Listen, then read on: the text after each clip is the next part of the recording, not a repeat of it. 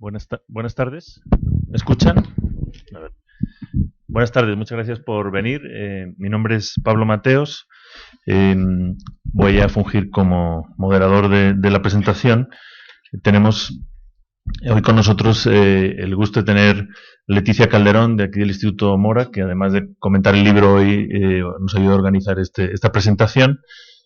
Jorge Esquiabón, investigador del CIDE, que va a ser el segundo comentarista del libro, y Jorge Durán, también investigador del CIDE de la Universidad de Guadalajara y coautor del libro que presentamos aquí y que tiene otros 8 autores. Entonces, para no demorar más la presentación, vamos a distribuir el tiempo, unos 20 minutos cada comentarista. Comenzamos con Jorge Esquiabón, que agradezco mucho que haya comentado el libro en esta ocasión por segunda vez, además de escribir una reseña sobre el mismo. Entonces ya estamos sobreexplotando a Jorge. Prometo que ya se acabó tu encomienda con este libro. Muchas gracias. Al contrario, Pablo, muchísimas gracias a ti, Leti, muchísimas gracias por invitarnos al Mora. Siempre es un placer regresar a este auditorio. Y la verdad es que yo en economías de escala, Pablo. Ya una vez que lo presentaste, una vez lo presentas, la segunda vez es de una vez también el resumen y la reseña, y todo vale para puntitos con ACID y para puntitos del CID, entonces todo el mundo queda encantado. Muy bien, quisiera compartirles con ustedes este gran libro y yo lo que encontré en él. Yo la verdad, primero y antes que nada, quiero celebrar que sea una coedición entre dos centros públicos de investigación, entre el CIESAS y el CIDE, que está hablando justamente del establecimiento de redes entre los centros públicos de investigación, particularmente aquellos que estamos interesados en el tema migratorio. Ahora lo único que faltaría es para el siguiente libro también sumar al COLEF. Y entonces, y el MORA también, como, claro, a lo que me refería es, dentro de los 7 centros públicos de investigación en ciencias sociales, 4 son particularmente interesados en el tema de la migración y por lo tanto debemos de trabajar mucho más conjuntamente. Ahora, considero que esta obra es realmente un libro pionero en América Latina, porque como ustedes saben mejor que yo, la ciudadanía múltiple es un tema que crece en relevancia a nivel internacional, pero que al mismo tiempo ha sido muy poco estudiado, particularmente en nuestra región. En Europa es mucho más estudiado, por cierto. La obra, que está cuidadosamente editada por Pablo Mateos, con el sello Ciesas y CIDE, congrega a 10 expertos que yo me atrevería a calificar que son los más conocidos y reconocidos en el tema en las Américas, entre ellos Jorge Durán, que también nos honra con su compañía dentro de este presidium, para que analicen las consecuencias teóricas, económicas, políticas y sociales de la ciudadanía, el concepto de Estado-Nación soberano y el impacto que tienen tanto la migración como la globalización sobre justamente la ciudadanía y la nacionalidad, en particular cuando ésta es dual o múltiple, y muy particularmente enfocada en los casos de Estados Unidos, Europa y América Latina. Por ello estoy seguro que este libro ya es y se convertirá aún más en el referente obligatorio para entender el tema de ciudadanía múltiple en nuestro hemisferio. Ahora, creo que este libro también cambia el paradigma de análisis sobre los estudios migratorios en un tiempo en el cual realmente se están observando políticas migratorias crecientemente restrictivas a nivel internacional y particularmente en nuestro propio continente. Ya hasta países como República Dominicana están ahora con políticas migratorias restrictivas. Y justo ante este panorama, una obra de esta naturaleza realmente desde mi punto de vista provee una bocanada de aire fresco con respecto a la discusión y análisis, tanto académica como mediática, de qué es la nacionalidad, de la migración y los cambios en derechos y obligaciones tanto de estados como ciudadanos, que son justamente resultado de los procesos migratorios y de globalización. Ahora, el principal argumento de la obra es que en las últimas décadas la doble o múltiple nacionalidad o ciudadanía ha pasado de considerarse como contraria al concepto tradicional del Estado-nación soberano, es decir, traición a la patria, por lo que era prohibida o perseguida en la mayoría de los países, a una realidad que es aceptada, regulada y en ocasiones hasta promovida por los países. Justo venimos ahora de una reunión en la Secretaría de Relaciones Exteriores en la cual nos comentaron que ya será una política del Estado mexicano el promover la nacionalización de los mexicanos en los Estados Unidos como nacionales de Estados Unidos, porque el mejor mecanismo para proteger a tus connacionales en el exterior es que adquieran la nacionalidad del país donde son residentes. Por lo tanto, ya vemos una promoción de la doble nacionalidad en vez de verlo como, oh, esos traidores a la patria que nos abandonaron, se fueron y por lo tanto no merecen ni siquiera que los volteemos a ver. Ahora, en la actualidad existen muchos millones de personas que son nacionales o ciudadanos de más de un Estado-nación. Por eso el fenómeno tiene que ser analizado para conocer cuál es el impacto legal, político, económico y social. Justamente esta obra analiza la ciudadanía múltiple de aquellas personas que cuentan con una o varias nacionalidades adicionales a la de su país de origen de nacimiento en América Latina, particularmente dadas por un país europeo o los Estados Unidos. En pocas palabras, estudia la evolución del fenómeno migratorio, la globalización y la evolución de las prácticas legales y migratorias en las Américas y Europa, a través de las cuales los ciudadanos latinoamericanos se han convertido también en personas con múltiples ciudadanías. Ahora, creo personalmente que el libro y su título, Ciudadanía Múltiple e Inmigración, es un verdadero acierto, porque no solo discute la doble o múltiple nacionalidad, como lo hacían obras anteriores. Al hablar y analizar la ciudadanía, estudia tanto derechos como obligaciones que de ella emanan. Y así lo establecen los capítulos de Fitzgerald, de Mateos, de Durán y de Escobar en sus capítulos. Además, al caracterizarla de múltiple, y esto me gustó particularmente, establece que esta no es excluyente ni exclusiva, además de que se pueden poseer dos o más. Además, el libro argumenta que esta ciudadanía múltiple es el resultado de los procesos de globalización e interdependencia, donde el Estado-nación soberano, racional y unificado, ese que todos conocimos, derivado de la paz de Westfalia que se consolidó en el siglo XIX, pues ya dejó de ser el único referente al momento de definir la ciudadanía de un individuo. Así, puede ser que haya un ciudadano de más de un Estado-nación al mismo tiempo, es decir, uno puede ser población de dos o más estados en dos o más territorios diferentes y al mismo tiempo tener derechos y obligaciones en dos o más espacios geopolíticos. Justamente ahí es donde radica la gran contribución de este libro, analizar este fenómeno de manera tan integral. Ahora, la estructura del libro permite analizar la ciudadanía múltiple a través de tres perspectivas y cada una de las perspectivas está analizada en una de las secciones del libro. La primera sección, que es debate sobre ciudadanía e inmigración, desarrolla la perspectiva teórico-metodológica y particularmente están los capítulos de Feist y de Fitzgerald. El primero hace un estudio sobre la migración y las teorías de ciudadanía, mientras que el segundo discute el tema de la ciudadanía a la carta. Yo personalmente considero que hubiera sido preferible incluir tanto los capítulos de Pablo como de Harpaz en esta sección, porque el capítulo de Pablo, aunque se centra en la perspectiva euro-latinoamericana de la ciudadanía múltiple, pues es un capítulo teórico-metodológico, mientras que las conclusiones que hace Harpaz al final de la obra, que son magníficas, por cierto, diseccionan cada uno de los capítulos y extraen preguntas de investigación para futuro análisis del tema. Por lo tanto, cabían mejor dentro de la primera sección que donde se posicionaron en la segunda sección y finalmente como una sección de conclusiones. Ahora, la segunda parte del libro, que son los ciudadanos euro-latinoamericanos, contiene capítulos de Pablo, justo descrito anteriormente, de Antonio Izquierdo y Luca Chao, y de David Cook Martin. Izquierdo y Chao analizan la obtención de la ciudadanía española por nacionales latinoamericanos, resultado de la Ley de Memoria Histórica, mientras Cook Martin estudia los orígenes, significado y problemática de la ciudadanía múltiple al recuperar la ciudadanía de los abuelos. Finalmente, la tercera sección aborda la ciudadanía múltiple de América Latina y Estados Unidos, y ahí están los capítulos de Escobar, Durán y Agustín Escobar. Hay dos Escobares, Cristina y Agustín. Cristina Escobar hace un profundo análisis de los derechos extraterritoriales y de la doble nacionalidad en América Latina. Jorge analiza el caso de la doble ciudadanía en Estados Unidos de migrantes latinoamericanos, haciendo particularmente énfasis en los mexicanos. Finalmente, Agustín analiza un tema que es verdaderamente novedoso en el caso mexicano, que es el impacto de la migración de retorno, que es un fenómeno relativamente reciente, cuando menos en los términos masivos que lo hemos observado en el curso de los últimos, iba a decir lustro, pero ya realmente son 7 años, y el impacto que esto tiene sobre la ciudadanía múltiple en México. Ahora, creo que este libro tiene 7 virtudes capitales. Y déjenme decirles que encontrar estas virtudes en obras académicas es realmente difícil por la complejidad de resolver las contradicciones que cada una de ellas implican. Primero, ¿cuál es su primera virtud? Creo que es un libro erudito, pero al mismo tiempo amigable al lector.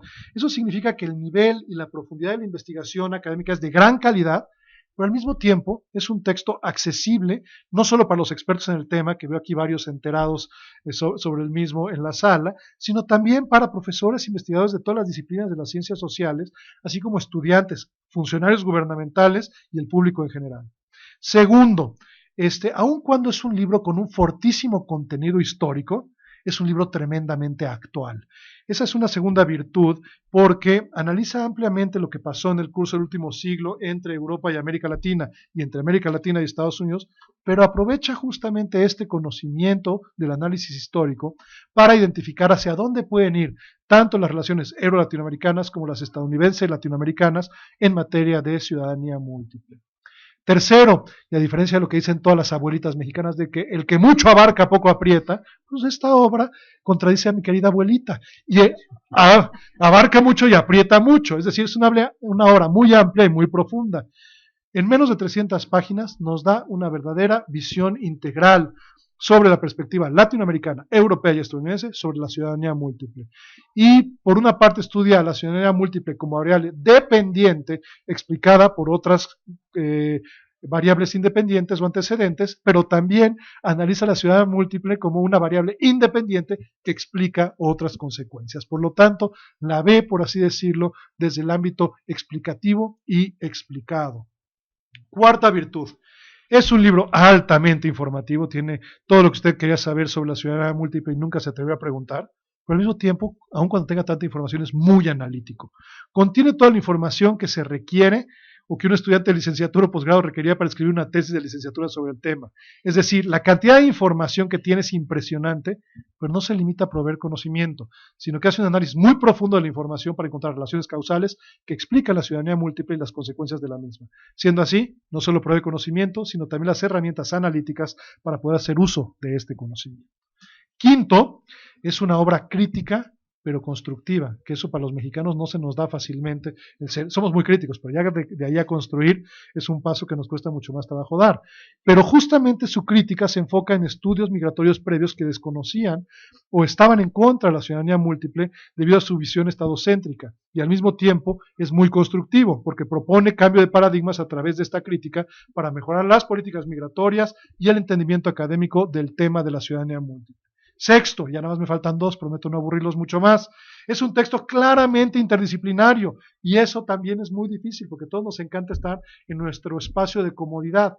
Esta obra académica hace uso del método científico, sí, de las ciencias sociales, pero desde diferentes disciplinas, logrando una comprensión mucho más cabal e integral del fenómeno migratorio y particularmente de la ciudadanía múltiple. Se estudia el fenómeno desde la historia, la sociología, las relaciones internacionales, la ciencia política, el derecho, la administración, la antropología social y hasta la psicología. Esta interdisciplinariedad lo convierte en un texto particularmente rico e integral para entender el fenómeno. Y finalmente, séptimo, es una obra ampliamente documentada que usa multiplicidad de fuentes desde las bibliográficas primarias y secundarias hasta entrevistas e encuestas. Incluye además fuentes de información no solo mexicanas, sino europeas, estadounidenses y latinoamericanas, lo que realmente lo hace muy completo. En suma, es, desde mi punto de vista, una obra pionera, única en su tipo. Y aun cuando sea un texto académico, provee ideas para cuestionar y criticar políticas gubernamentales y a partir de ellas corregir y mejorar las políticas públicas de los estados en materia migratoria, de nacionalidad y de ciudadanía. Siendo así, se trata, desde mi punto de vista, de una investigación sólida y rigurosa en términos académicos, pero al mismo tiempo muy relevante y muy pertinente para la toma de decisiones de política pública.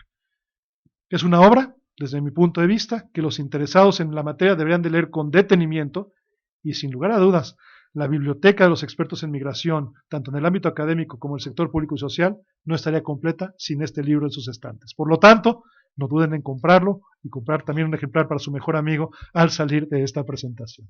Muchísimas gracias. Gracias.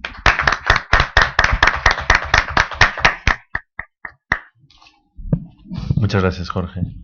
Pues adelante, Leticia. Bueno, pues muchas gracias. No, después de estos aplausos ya no hay nada que decir más que ir a comprar el libro.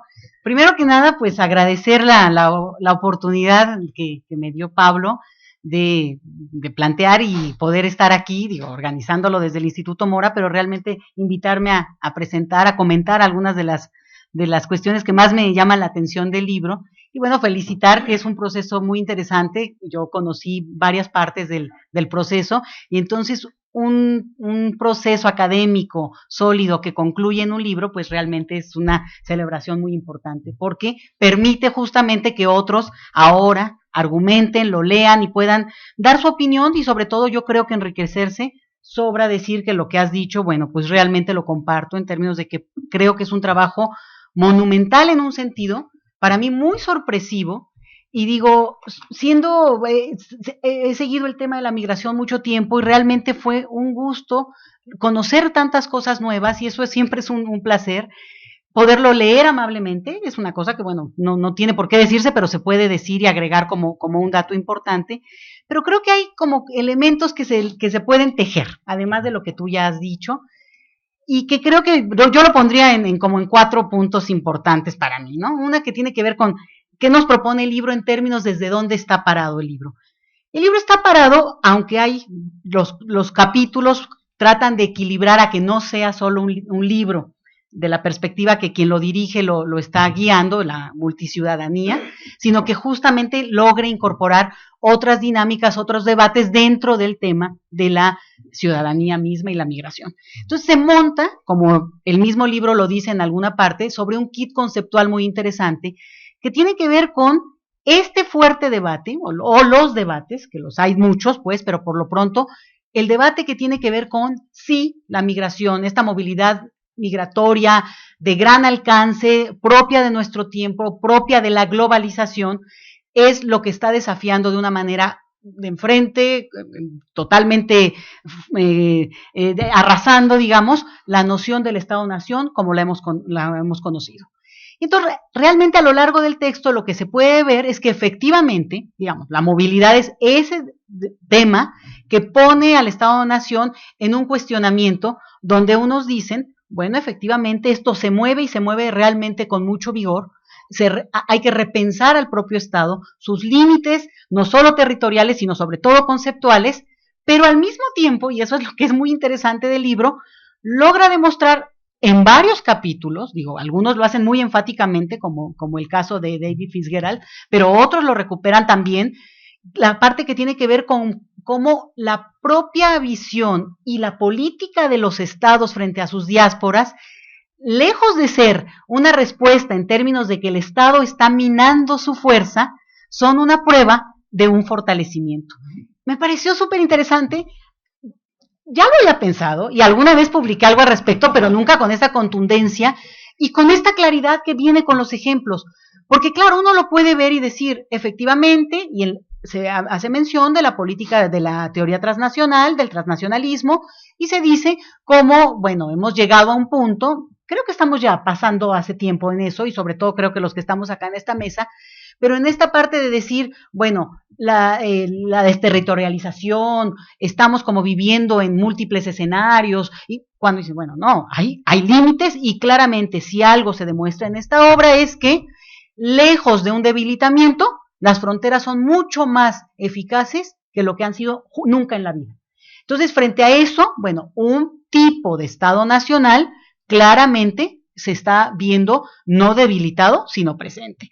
Entonces, se monta en muchos, pero ese es uno de los que me llama la atención, y en una serie de definiciones de tipos de ciudadanía, en el sentido de, bueno, no tipos de ciudadanía, sino sobre todo, bueno, construcciones de ciudadanía, que creo que ahí es donde empieza a ponerse sabrosa la cosa, porque claro, es un libro que tiene una perspectiva, sobre todo cuando uno empieza a leerlo, ya empiezas ya como que a agarrar calorcito, porque tiene una parte donde uno, digamos, a mí me queda un poco de frustración porque ciudadanía siempre es como esta cosa, un ideal, una construcción que tiene que ver con la capacidad que tienen los sujetos en relación al Estado para ser interlocutor, para demandarle, para ser un agente activo, un agente reconocido, y de repente eso es un ideal. O sea, visto desde lo que se cuenta en el libro en términos de la experiencia europea, pues uno lo ve con franca envidia, ¿no? Dices, porque aquí eso,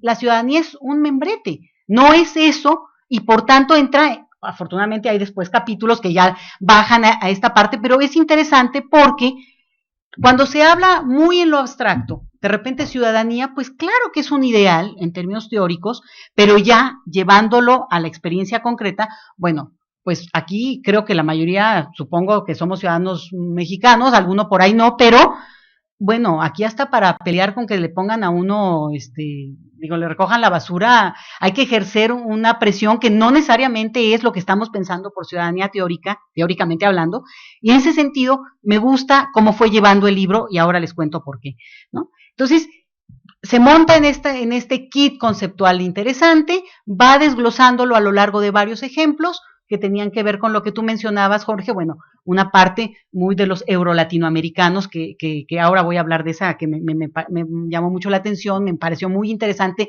muy innovadora, muy sorpresiva, como les decía yo, para lo que yo conocía de estos temas en general. Y toda una parte que va construyendo justamente un nuevo léxico en el tema de lo migratorio. Yo no sé qué tanto esté desarrollado en otras partes, pero tampoco, viendo las bibliografías, tampoco es que hubiera muchas sorpresas, digamos, son las gentes que hemos leído, quienes hemos leído alrededor de estos temas, a lo mejor que están escribiendo cada vez más y más acotado, pero por ahí están las referencias que hemos leído y por tanto hace aún más ejemplar esta obra, porque no es como que, bueno, es una novedad para América Latina, no, yo creo que está exactamente en esa frontera de los temas que se están discutiendo en este tipo de temas. No es como que, bueno, refiriendo porque ellos está tan discutido en Europa. No, más bien yo creo que da un aporte muy interesante a los propios estudios europeos cuando introduce la experiencia, acá en este caso desde la parte de América Latina. Entonces, bueno, digo, sin ir, no me voy a ir por los capítulos, sino justamente. El otro punto es que tiene que ver con, o yo lo leería así, ¿qué nos cuestiona o qué le podríamos cuestionar? Digo, mucho, pero algunos. Creo que se hace un planteamiento de la ciudadanía, multiciudadanía, o de estas formas nuevas de ciudadanía que incluso, se ven desde diferentes geografías, en que claramente, y no se discute, y lo revisé muy, muy bien, una parte que es que se deja a la posibilidad de obtener la ciudadanía, de tener la ciudadanía. Pero justamente toda esa otra parte, que hace mención obviamente, con eso cierra el capítulo de Agustín Escobar, pues todo ese contingente que no tiene acceso a la ciudadanía, que en realidad en el proceso migratorio, pues sería la inmensa mayoría. Entonces, alude, y digamos, no es una crítica, sino simplemente este libro sí se ajusta, sí se acota a ese perfil VIP de poseedores de la posibilidad de adquirir esa otra ciudadanía que se vislumbra como una oportunidad de movilidad, de acceso a bienes y servicios en otra parte, incluso a programas en un momento dado, ¿no? Los argentinos en Italia o en España, si es que hubiera trabajo, ese es todo otro tema, pero a todos esos beneficios que podrían gozar al adquirir una segunda nacionalidad. Entonces, por tanto, de repente, y creo que ese es uno de los cuestionamientos más fuertes que se maneja en el libro y que yo estoy segura que es de los que hay que sostener, es ¿qué tanto esta experiencia de la doble o múltiple ciudadanía, de repente en un escenario de enorme desigualdad mundial, se vuelve otro elemento de desigualdad? Es decir, de repente hay quienes somos portadores de una solo y mala, jodida nacionalidad. Entonces, aquí empezamos a entrar en un debate muy fuerte, porque entonces usted puede sacar y entrar como en esta cosa más de movilidad, que creo yo que ahí es donde, ¿no? ¿Cuántas nacionalidades tiene usted y cuántos pasaportes en términos de movilidad, ¿no? Sobre todo. Entonces, creo que es un punto interesante que se hace notar en el libro, porque se habla incluso de cómo en un momento en que toda la discusión es para ir avanzando, por lo menos en el discurso, ¿no? Sobre no discriminar en términos de raza, de género, de condición social. Sin embargo, lo étnico, a través de esta discusión, vuelve y trae de nuevo la figura, una forma de desigualdad, una forma de diferenciación que yo lo pensaba para el caso de los mexicanos, mexicanos en Estados Unidos, sobre todo. Bueno, de repente es incluso una desigualdad al interior de los propios grupos familiares, ¿no? El que tiene y el que no tiene. Y entonces esto, una división, claramente lo conoce Frida, ¿no? Que hace que también se sea portador o un desarraigado de la posibilidad de ese pasaporte, esa visa. Entonces, yo también veía que habría que discutirlo con cuidado, cómo mesurar el debate para que no sea solo celebratorio de estas formas de movilidad, que además sí me parece que es interesante porque hay varios capítulos que detallan de una manera muy interesante la parte de cómo el ejercicio de si se va a un país, se va a otro, con las estrategias de los sujetos, por ejemplo, el trabajo que hace Pablo, que me encantó, que tiene que ver con cómo los sujetos deciden por una nacionalidad que tiene que ver con la ciudadanía de los ancestros, ¿no?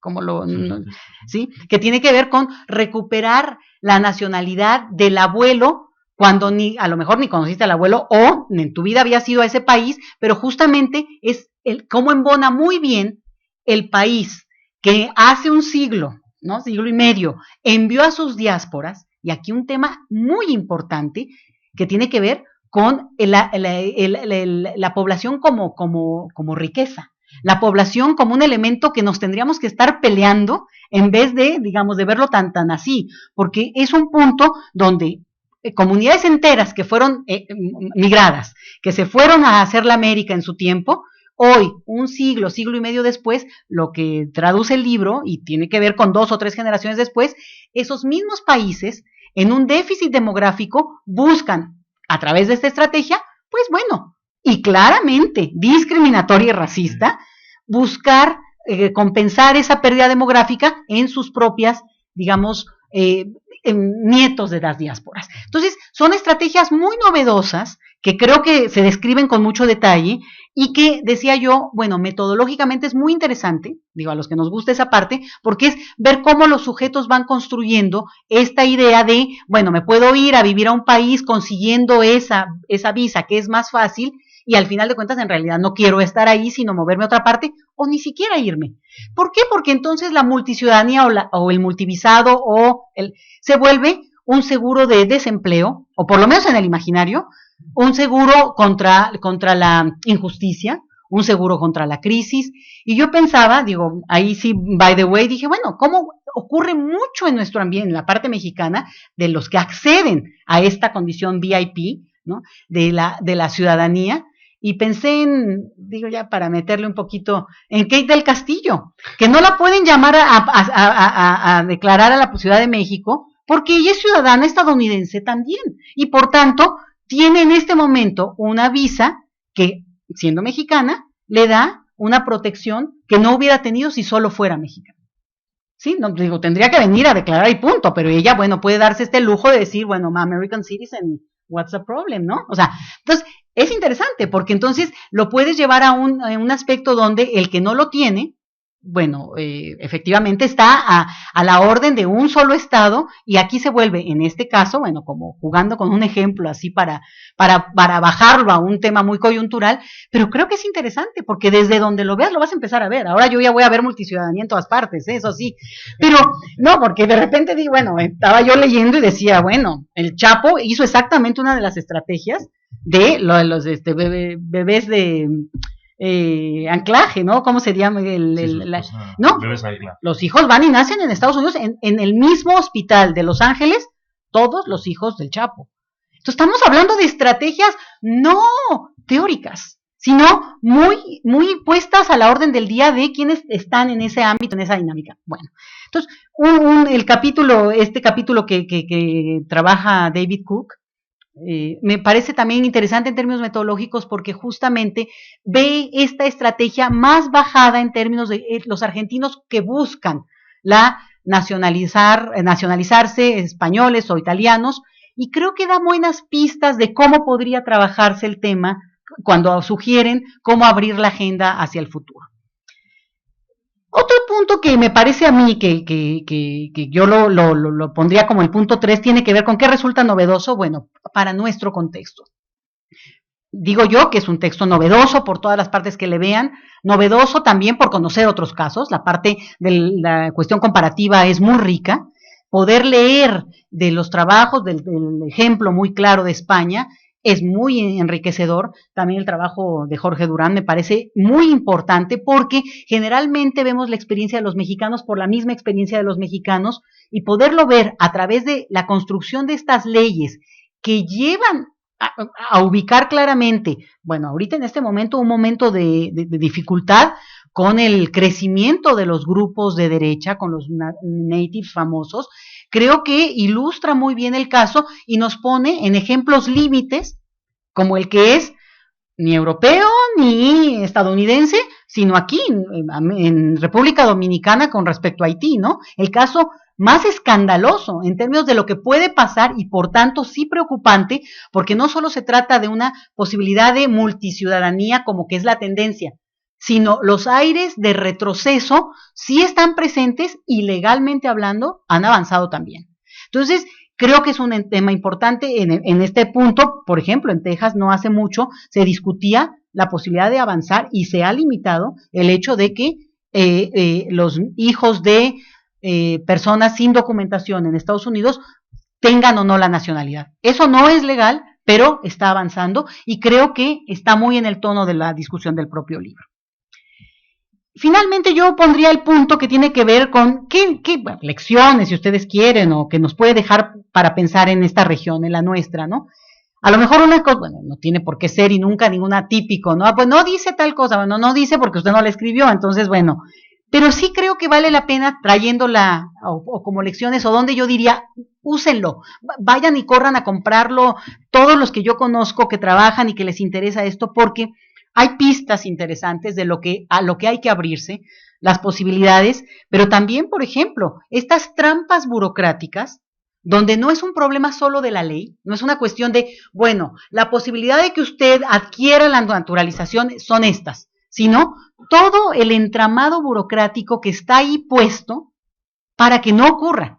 Entonces, no es una cuestión del acceso. Ahí le sumo el hecho de que, bueno, naturalizarse no es ni una cosa simple, porque la obra lo que propone tiene que ver con que aquellos ciudadanos que acceden a la multiciudadanía lo son o por la vía de la naturalización o por la vía de recuperar la nacionalidad por múltiples razones, ¿no? Pero una es la ancestría. Entonces, justo, cuestionar un poco más, diría yo, porque la experiencia mexicana y lo que ha ocurrido es que si la ley de no pérdida de nacionalidad, que se traduce en los hechos, en el caso mexicano, en una ley de doble o múltiple ciudadanía, lo que sí tenemos claro es que si la gente no se registró, si no registró usted al niño, si no, entra en un entramado burocrático que no es cierto que es así de automático, no es real como ya tengo el derecho porque nací. Espérese, primero sobreviva a los burócratas. Y eso implica que todo el capital cultural, educativo, económico que tenga la persona va adelante o va atrás.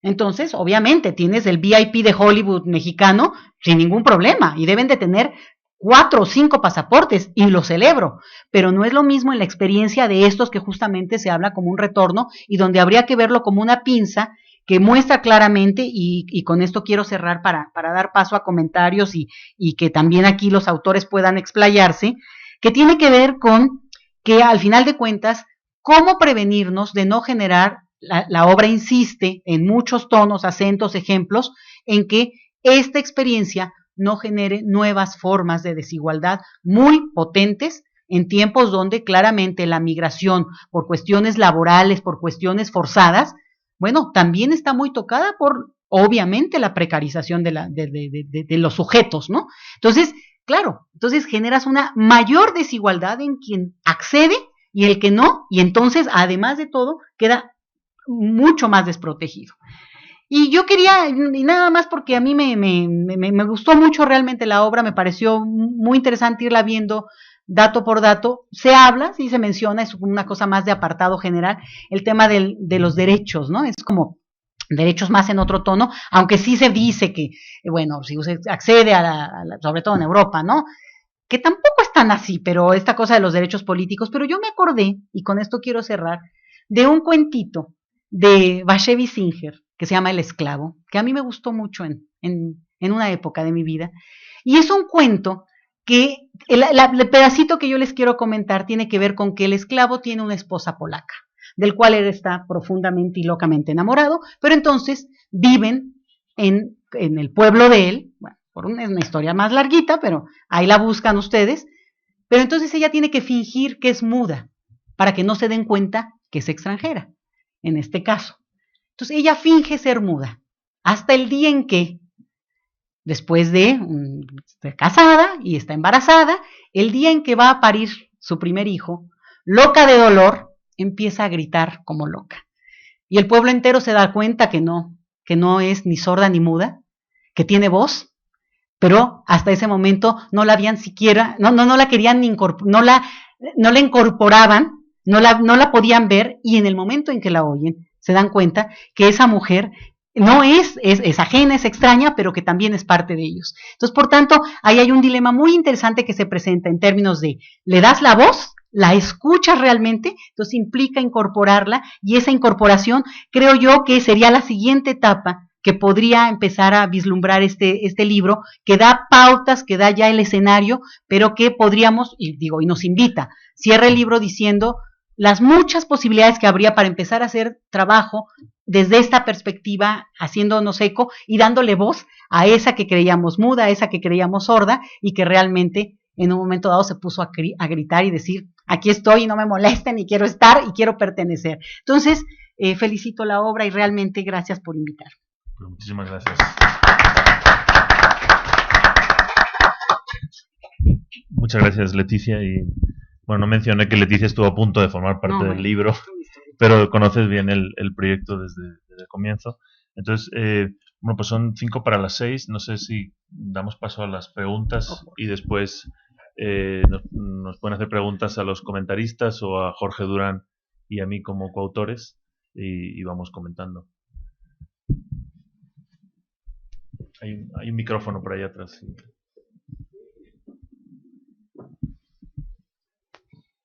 Yo quería hacer una pregunta sobre lo que dijo la licenciada Leticia, sobre el ejemplo de Kate, no sobre de ella, pero en ese ejemplo cuando se tiene una doble nacionalidad, en este caso que ella es americana, ¿qué pasa en este caso cuando una persona sí comete un delito y lo hace con toda premeditación, el adquirir otra nacionalidad para que yo pueda salvarme de comparecer ante las autoridades, y luego con toda premeditación? ¿Hay algo que se esté haciendo en las embajadas, en los consulados, en las leyes respecto a esto, para que precisamente no se haga mal uso de estas nacionalidades, que es algo bueno, como se está diciendo, también tiene sus bemoles, pero en este caso se está haciendo algo para que no se use en esos términos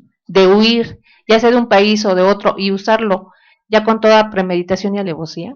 Esa es mi pregunta. Muchas gracias. ¿Hay alguna otra pregunta? Tomamos 2 o 3 si las hay. Sí, aquí adelante, Enio. Gracias.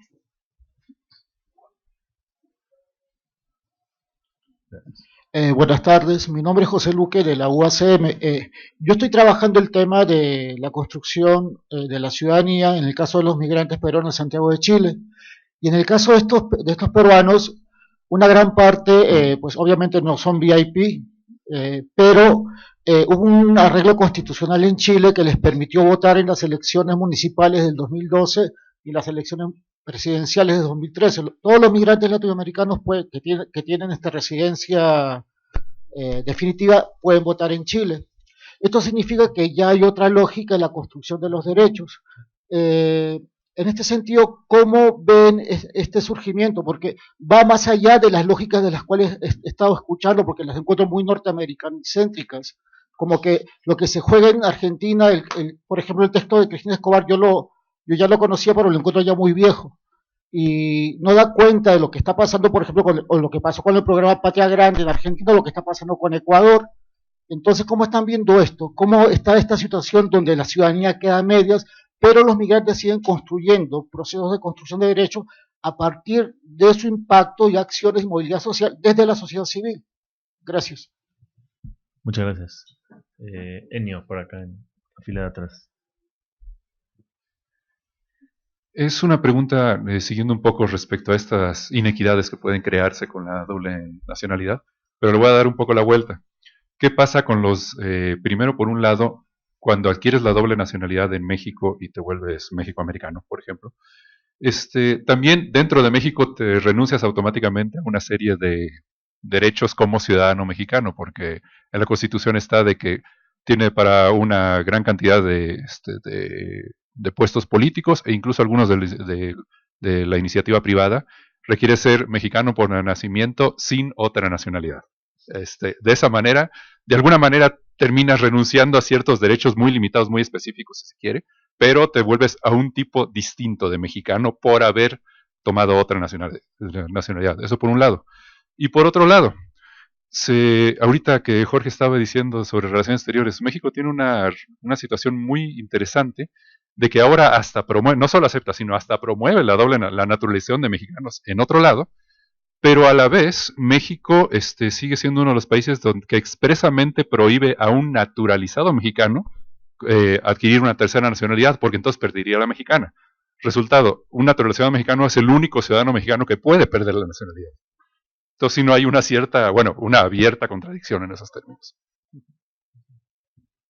Muchas gracias. Pues tomamos una más. Puede ser. Yo creo que había dos muy vinculadas. Tomamos una cuarta y ya respondemos allá en la otra fila. Bueno, como ciudadano múltiple, yo todavía veo muchas resistencias, especialmente en el ámbito social y cultural. Y me pregunto, ¿por qué es que ahora está México incorporando esto como política pública, como dice Jorge, el promover la ciudadanía mexicana en Estados Unidos? ¿Es realmente algo reactivo o es algo que no nos queda de otra por el alto número de deportaciones, por esta realidad de migración de retorno? ¿O realmente es algo que estamos aceptando como algo valioso en todos los ámbitos y sectores que estamos en donde estamos trabajando? Yo te agradezco, Leti, por presentar este tema del privilegio de la doble ciudadanía o de la múltiple ciudadanía, porque en mi año en México lo he sentido bastante, donde yo siempre me tengo que presentar, primero y antes que nada, teniendo el gran privilegio de ser binacional. Y eso me queda claro, especialmente obviamente en estas reuniones de Dreamers con DACA, donde yo quiero que ellos también sean binacionales, porque yo los siento culturalmente y socialmente muy parecidos a mí, sin embargo, sin nada comparado con el privilegio que yo tengo de tener las dos, ¿no? Donde ellos siguen siendo indocumentados, simplemente socialmente y culturalmente a lo mejor pueden entenderme un poco mejor que a lo mejor otras personas. Y creo que esto yo lo he estado viendo y analizando en cómo estos VIPs, hasta yo lo estoy sintiendo en la sociedad civil. ¿Qué es lo que hace que MUMI, por ejemplo, que en la organización que ya esté reconocida por diferentes ámbitos o por diferentes instituciones gubernamentales donde estamos realmente en espacios importantes que realmente valoramos? Creo que una de estos componentes es eso, que está encabezada por personas binacionales. Es una OSC que tiene la facilidad de escribir en español o en inglés al mismo tiempo, que podemos navegar los dos sistemas al mismo tiempo, y que yo he escuchado en el ámbito de sociedad civil críticas de eso. Y entonces para mí es bien importante, al ser binacional en lo personal, pero también en el ámbito de trabajo, reconocer estos privilegios antes que nada, en el momento que uno va a colaborar realmente con otra sociedad civil o con otras personas. Gracias. Muchas gracias. Pues muy interesantes las preguntas. No sé cómo quieran que abordemos las respuestas. De izquierda a derecha. Sí. Entonces puede comenzar Jorge Durán, por favor. Bueno, comenzaría con la última. Sobre esta doble nacionalidad VIP. Yo no estaría tan seguro de eso. No se puede ver como un privilegio, pero se puede ver como un derecho. Y por lo tanto yo tengo derecho. y no necesariamente es un privilegio. Leti hablaba de una nacionalidad, yo no sé si te referías a la mexicana, ¿no? Pero yo tengo 3 nacionalidades y mi mejor pasaporte, no nacionalidad, es el mexicano. Entonces todo depende de dónde lo mires, ¿eh? Y de la perspectiva que tengas. Yo creo que sí tiene muchas ventajas el tener una doble nacionalidad. Yo no lo diría necesariamente como un privilegio. Es decir, y esto tiene que ver con la historia de la formación de las naciones y con la historia de los procesos migratorios, ¿no? En el capítulo que yo estudio veo cuatro casos, ¿no?, en donde se juega sobre este asunto, ¿no? El primero es de un esclavo negro que está en la zona esclavista, cruza la frontera de Missouri y se va al norte y deja de ser esclavo, y por lo tanto pasa a ser ciudadano. Regresa, cruza la frontera de Missouri y vuelve a ser esclavo. Entonces hace un juicio, ¿no?, que tiene una repercusión muy importante en Estados Unidos, y que en cierto modo tiene un impacto en la guerra de secesión entre esclavistas y el norte, ¿no?, donde se cuestiona la esclavitud, ¿no?, como el elemento, ¿no?, que no te permite acceder a la ciudadanía. El otro caso es el de un chino que tiene residencia en California, se va a China, regresa, cambia la ley y le quitan la posibilidad de residir, aunque era una residencia de tipo permanente.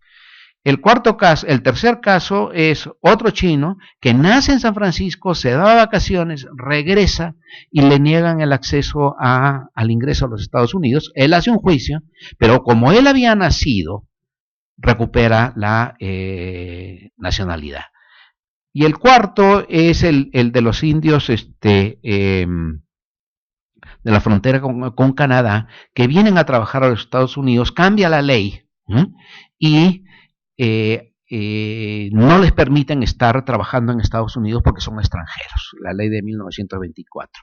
Estos hacen un juicio y el juez determina que para los indios de las zonas fronterizas entre Estados Unidos y Canadá, la frontera no existe. Entonces, lo interesante es cómo la migración cuestiona, ¿no?, a la nacionalidad, y el principio de nacionalidad no es absoluto y el principio de fronteras no es absoluto.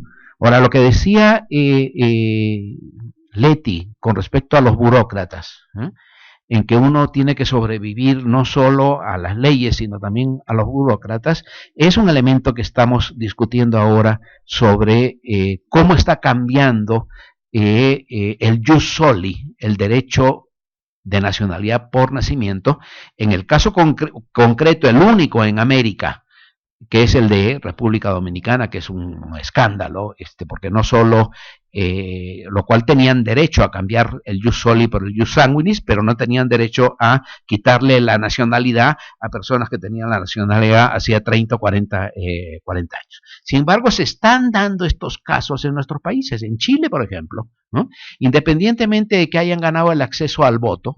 Hay muchos peruanos, o por lo menos hay un caso judicial, ¿no?, de una peruana, ¿no?, que va a registrar a su hija que nace en Chile, y el burócrata le dice no tiene derecho.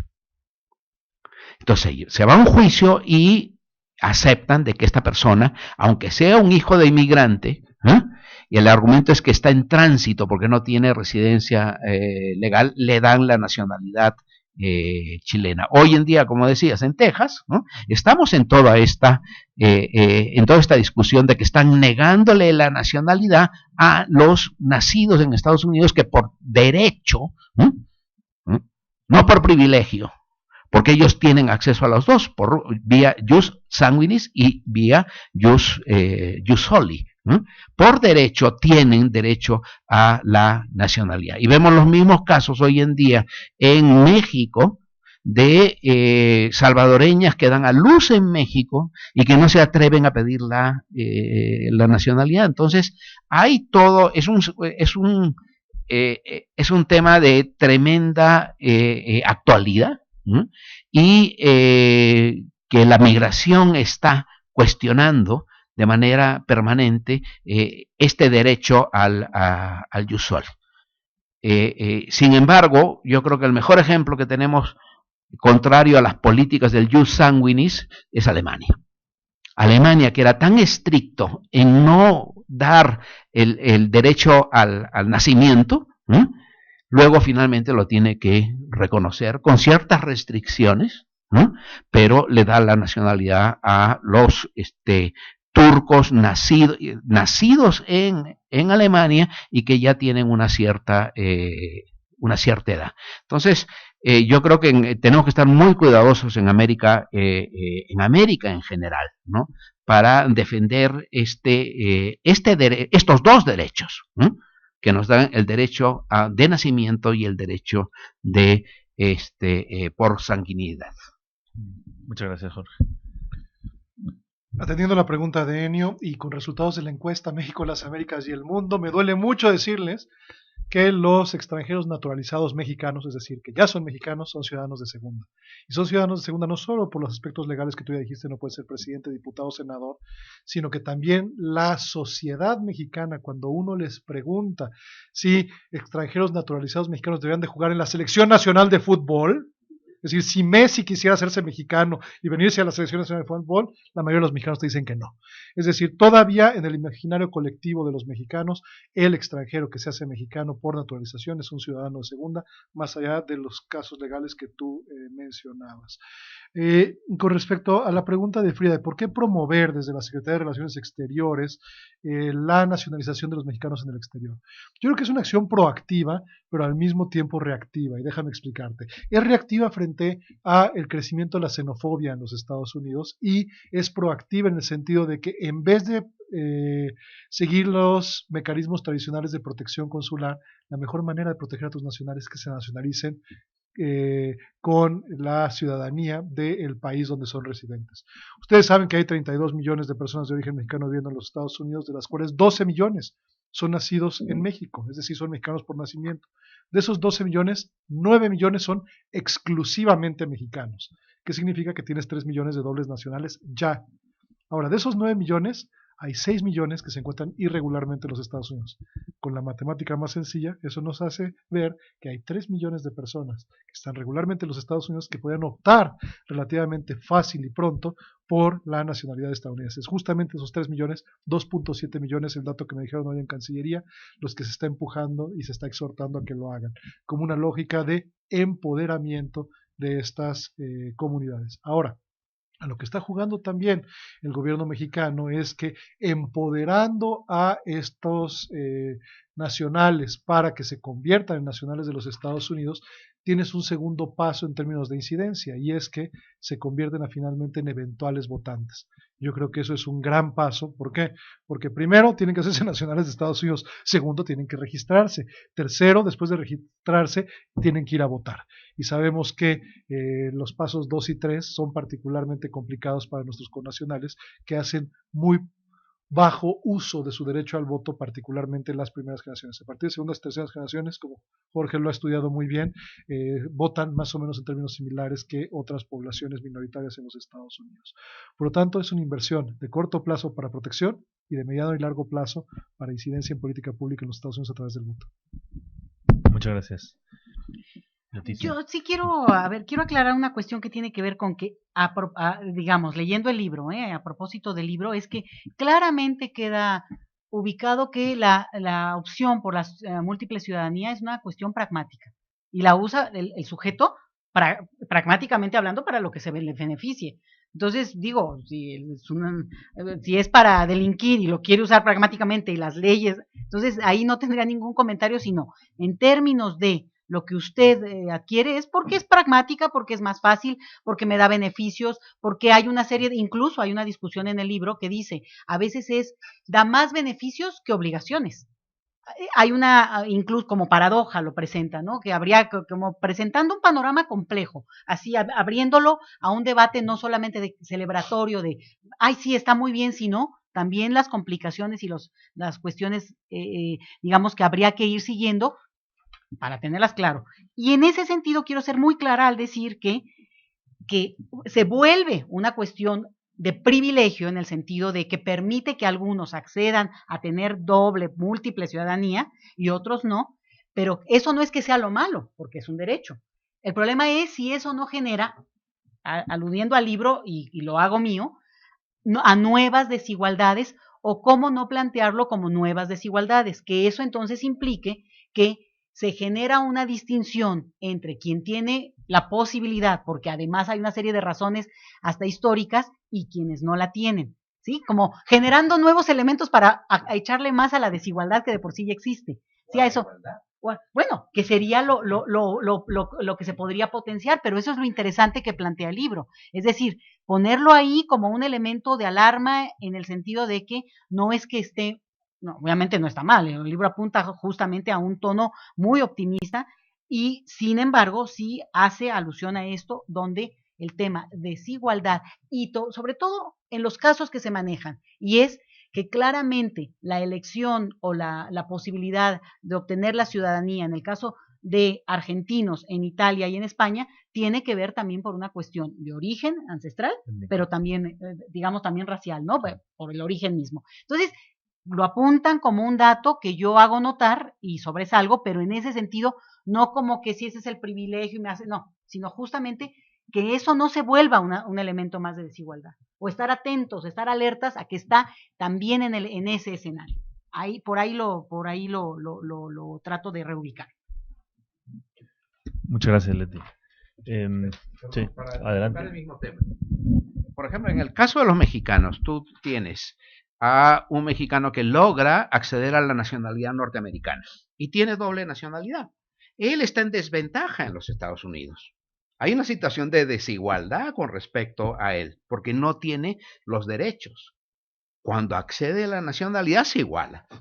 Entonces, ahí depende de la perspectiva. Sí, no, lo único es, o sea, como que un poco en este debate sería que ese que accede a la doble ciudadanía no esté por encima o no del que no puede, porque, por ejemplo, con esta estrategia del gobierno mexicano que me parece muy interesante, que se ha mencionado hace mucho, o sea, digamos, ahora ya la dijo el embajador y todo, ¿no? El canciller, pero no, el embajador de México en Estados Unidos, en Washington, pero me parece que ahí lo que es interesante es que apela a un grupo y no nos dice cuál es la estrategia para los otros 6.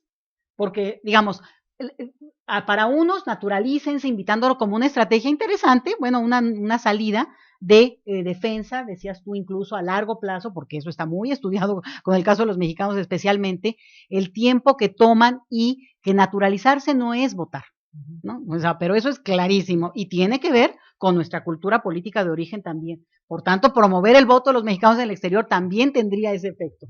Pero el otro punto es que es una estrategia, y la otra es, ¿y los otros 6 millones cuál sería la otra estrategia? O cómo vendría, digamos, el menú de posibilidades, por lo menos intentos de defensa de estos connacionales, que serían, dado el escenario de no potenciales dobles nacionales, pues los más golpeados, ¿no? Porque además, como bien lo dice el libro, al que insisto en que deben de salir de aquí corriendo por el libro, se hace muy claro que si algo cuestiona mucho, sobre todo en el caso mexicano, sería que se incluye, digo, será para el segundo capítulo, Pablo, sí tiene que ser un temota, el del retorno, ¿no? Porque lo dice Agustín Escobar y dice, bueno, sí regresan y lo que nos encontramos, hace ahí una descripción interesante, pero que, pues, lo que ya se ha vivido y se conoce bien aquí, y es, bueno, una situación de dobles indocumentados allá y luego indocumentados en su propia patria.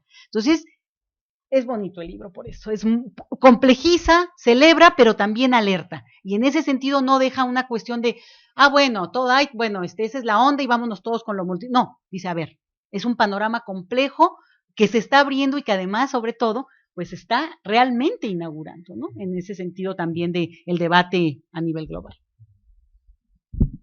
muchísimas gracias por sus comentarios, preguntas. Han salido muchísimas cosas que, bueno, me traen muchas ideas del origen del libro y de muchas cosas que se quedaron fuera. Yo también le decía a Jorge Esquiabón la primera vez que hablaba de las virtudes del libro, todo lo que se quedó fuera o lo que no conseguimos hacer. Quizá respondiendo a la pregunta de José, en cuanto a el tema por ejemplo, de cómo algunos países otorgan derechos a los residentes permanentes, y ponías el ejemplo de Chile, donde los residentes permanentes ya pueden votar en ciertas elecciones, ¿no? En Europa se hace solamente para las elecciones locales, en algunos sitios las regionales.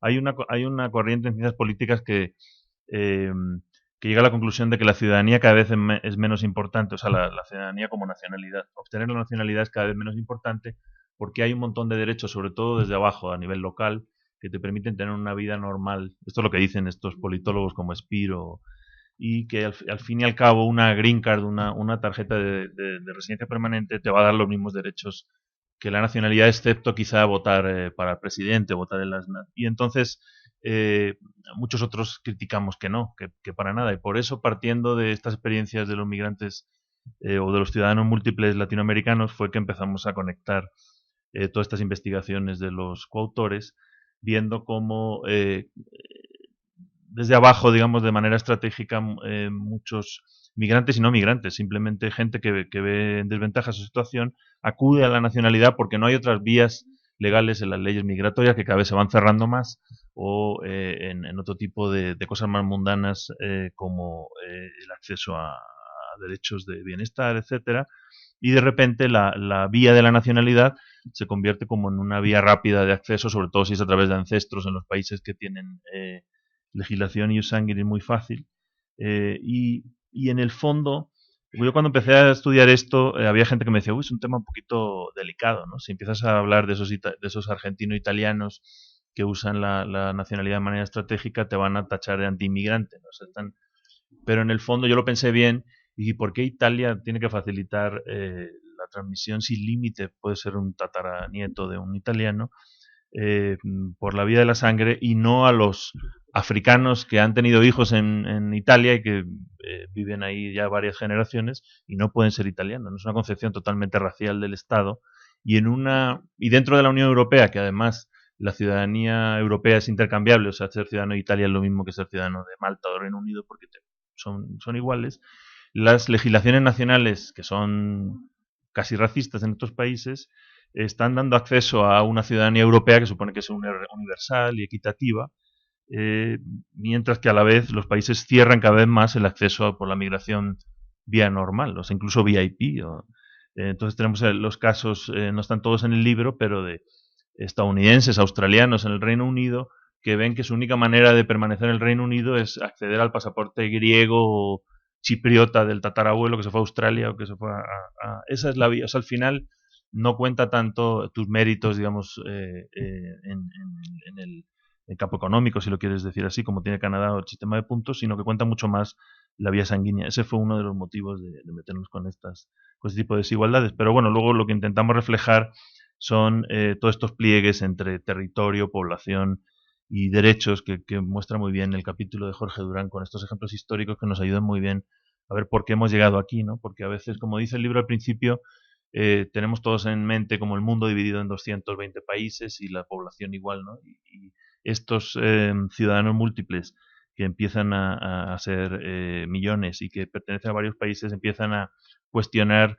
esos fundamentos del Estado-Nación. Por otro lado, como dice el capítulo de Fitzgerald, el Estado se revela, digamos, y por eso empodera a las diásporas. Por un lado, se intenta hacer más grandes, sobrepasar sus límites territoriales, y por otro lado, excluir a los que están dentro. Bueno, hay muchas cuestiones que se quedan sin resolver. Sí está este lado un poco VIP, digamos, de la doble nacionalidad, aunque no intentamos celebrar el tema de la doble o la múltiple nacionalidad. El capítulo de Agustín Escobar lo muestra claramente, pero hay otros casos donde, como decía Leticia, no es solamente la ley o el que establece el derecho, sino cómo accedes a ese derecho, que es al final lo que cuenta, ¿no? Y en el caso mexicano se ha demostrado mucho con los retornados, donde, por ejemplo, un oficial de registro civil simplemente no le da una copia del acta de nacimiento a un señor de 70 años porque trae pensión gringa, ¿no? Como dice Agustín Escobar en su capítulo. Pero en el lado este que comentaba Jorge Esquiabón, en el otro extremo, o sea, por ejemplo, los mexicanos indocumentados, los 6 millones, dentro de esos 6 millones hay algo así como 1 millón que no tiene acta de nacimiento en México. Bueno, no sabe cuántos son, pero esos sí son apátridas totales, ¿no? Están totalmente atrapados en ese lado.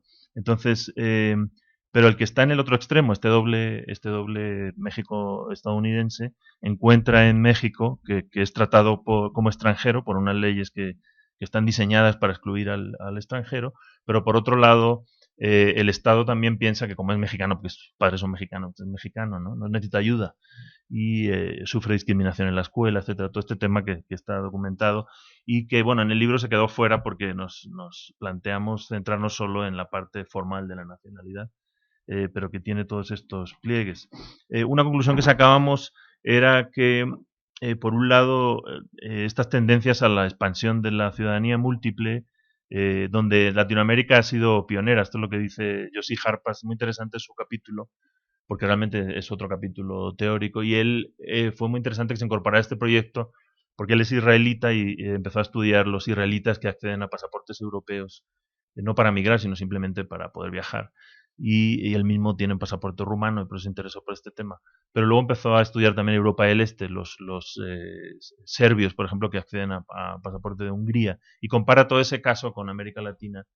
Ha estudiado México, Estados Unidos, y es donde ve que el caso de América Latina es muy parecido al de Europa del Este, porque son países en un grado de desarrollo cercano, digamos, a los países más desarrollados, pero donde hay unas carencias de derechos en sus países y a la vez está toda esta historia étnica. En el caso de Latinoamérica, las migraciones de principio del siglo XX europeas, y en el caso de Europa del Este, los movimientos de fronteras. Entonces hace una muy buena comparación entre ambos casos, y yo creo que por lo que el caso latinoamericano, que además es quizá el colectivo más global en cuanto a migraciones, ¿no? Principalmente Estados Unidos, pero también ahora crecientemente en Europa, pues lo hace muy interesante de estudiarlo.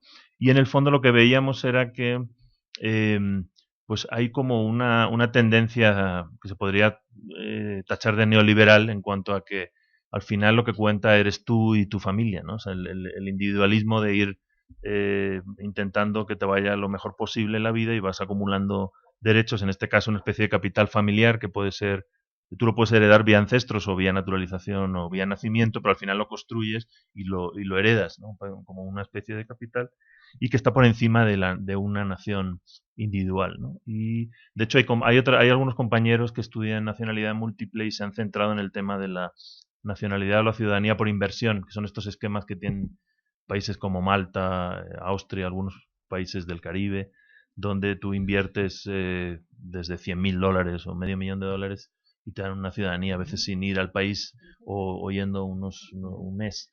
Entonces, hay compañías que facilitan esto y es muy interesante ver la publicidad de estas compañías porque todos los argumentos de venta son precisamente eso. ¿Para qué depender de un solo país que te puede quitar, te puede meter en la cárcel, puede entrar en conflicto?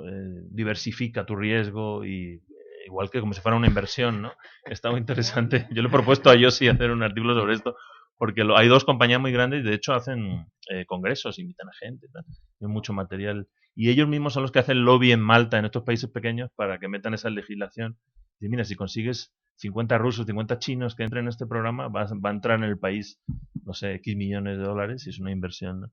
Pero en el fondo el razonamiento que hacen explícito estas compañías es un poco en el trasfondo otro tipo de circunstancias que no es tan estratégico. Lo que vimos con los latinoamericanos en Londres es que nadie planificó desde entrada, desde Bolivia, desde donde salieran, ir a España, estar 2 años, naturalizarse y luego irse a Londres, donde nos encontramos después de la crisis. La mayoría ni sabían que iban a tener derecho a naturalizarse en España, sino que son estrategias de supervivencia, adaptación. Una vez que estás aquí, te tienes que retornar, estás sin trabajo, maximizas lo que tienes. Y aquí siempre menciono la conversación que tuve con un mexicano en Londres hace muchos años cuando empecé a trabajar este tema, donde me llevaba, es un amigo que llevaba 7 años en Londres, y ya trabajaba en una firma de arquitectos, su novia inglesa y tal. Yo decía, tú ya te quedas aquí, ¿no? Me dijo, en cuanto me den la nacionalidad británica me regreso a México. Entonces, a mí me abrió los ojos porque yo estaba leyendo toda la literatura de migración y ciudadanía como integración, la vista esta unilateral del migrante que se adapta y se queda. Y sí, entonces digo, esto es lo contrario a lo que dicen las políticas de ciudadanía, ¿no? Pero ya después de rascar un poco, vi que pues, tenía mucha lógica. Y en el fondo es, si yo adquiero el mejor estatus migratorio que te da un país, que es el equivalente a la green card, o sea, la residencia permanente, etcétera, pero luego pues la vida da muchas vueltas y quiero regresar a mi país o irme a otro y tal, ¿qué pasa si quiero volver a estar como estaba, como estoy ahora? No puedo, porque la green card te la quita, ¿no? Al cabo de los 5 años, etcétera. El único estatus que te permite entrar y volver a salir es el de la nacionalidad, ¿no? Y además es heredable a tus hijos, porque la green card no la puedes heredar. Entonces, quiero decir, si se permitieran fórmulas de retorno y de reentrada, de circulación, vía migratoria, no hacía falta entrar por la vía de la nacionalidad. Entonces, en el fondo está reflejando las restricciones tan grandes que hay en la migración, pero también cuál es la percepción de qué tipo de ciudadanos queremos tener, porque en el fondo lo que hacen los países al regular a través de las leyes de nacionalidad el acceso a la nacionalidad, que suele estar en el segundo o tercer artículo de la Constitución, es lo más sagrado, y por eso en Europa no dejan que lo toquen. O sea, se queja Inglaterra de que Hungría o Italia le da alegremente la ciudadanía a otros, pero es que está en el segundo artículo de la Constitución, ¿no? Los italianos son tal, tal, tal. Entonces, con esos mecanismos, cómo construimos qué nación queremos tener y cómo excluir al otro. Y un poco esas contradicciones son las que intentábamos sacar en el libro. Y bueno, solamente me queda añadir que estoy muy agradecido, bueno, en primer lugar por los comentarios tan halagadores de Jorge Schiavón y Leticia Calderón, y sobre todo fuimos muy afortunados de contar con estos magníficos 9 coautores, que no todos, pero la mayoría de ellos vinieron a Guadalajara hace 2 años y pico en un seminario que Jorge Durán me ayudó a organizar, y también a localizar otros autores. Y bueno, gracias al interés de todos ellos en este tema que parecía que no se había hablado mucho, y sobre todo como este común denominador de los ciudadanos múltiples latinoamericanos, que nos parecía que era novedoso y que era lo que podía unir los capítulos, porque en el fondo tampoco están tan bien cohesionados, ¿no? los capítulos. Y bueno, pues me alegro que haya resultado este esfuerzo, y sí, obviamente abre más preguntas de las que resuelve el libro. ¿Se regresó al mexicano? Sí. De hecho, hoy vive aquí en el DF. Hoy pensé en invitarle, pero como siempre lo menciono, dije, no, mejor. Sí, aquí vive con su esposa inglesa. Yo pensé, el típico mexicano que eso dijo y se quedó igual, ¿no? No, lo que me interesó fue que luego al hablar con otra gente, ellos asumían, de hecho en las entrevistas que hemos hecho después tenemos una pregunta, ¿no? ¿Por qué adquiriste la nacionalidad X, ¿no? Del país distinto al de nacimiento? Y hay muchos se extrañan, ¿no? ¿Cómo que por qué? O sea que, pues por movilidad, o sea, parece que es... Y de hecho yo tuve una alumna que estudió este tema y está muy interesada en los derechos políticos, por ejemplo. Entonces todas sus preguntas en el cuestionario eran del voto, sigue los partidos, sigue los periódicos de tu país, ¿quieres votar en tu país o acá? O es que todos le dijeron que el voto no les interesaba y que el pasaporte de El Salvador o de donde fuera ya no lo tenía caducado, que ese no le interesaba, que lo que le interesaba era el que le permitiera viajar sin visado, ¿no? Por ejemplo. Pero se extrañan ante las preguntas, ¿no? Porque para ellos es muy normal cuál es el valor del pasaporte, ¿no? La movilidad. Pues muchísimas gracias. No sé si hay otros.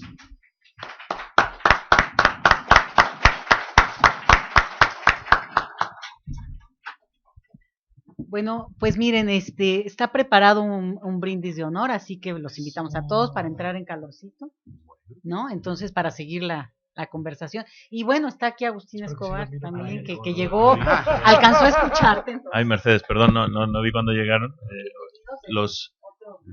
los coautores que vivimos en México.